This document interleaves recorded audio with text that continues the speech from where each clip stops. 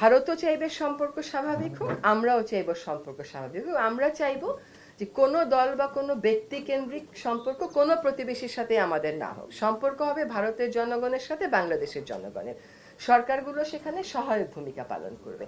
এখন ভারতের কোনো একটা অবস্থানের বিরুদ্ধে বা ভারতের মধ্যে সংগঠিত কোনো একটা ঘটনার বিরুদ্ধে বাংলাদেশের যদি কোনো দলের বা কোনো জনগোষ্ঠীর কোনো বিক্ষোভ থাকে, সে সেটা বলতেই পারবে। বাংলাদেশ একটা স্বাধীন রাষ্ট্র, তার যদি কোনো জনগোষ্ঠীর মনে হয় যে কোনো একটা দেশের একটা কাজে সে সংক্ষুব্ধ, তারা সেই সংক্ষোভের বিষয়ে তাদের মতামত জানাতেই পারে। সেজন্যই যে দুই দেশের মধ্যে সম্পর্কের কালো মেঘ কাটবে না তা না।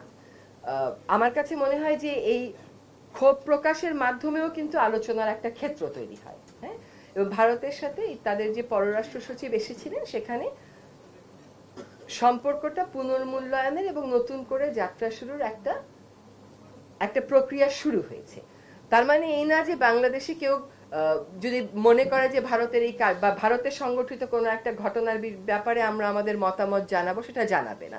এটা সবসময় জানাবে, যে কোনো দেশের ক্ষেত্রেই আমরা সেটা জানাতে পারি। হ্যাঁ, একটা ব্যাপারে একটা ক্ষোভ জানানো মানে অন্য সকল ব্যাপারে আলাপ আলোচনা বন্ধ হয়ে যাওয়া, তা কিন্তু মোটেও না।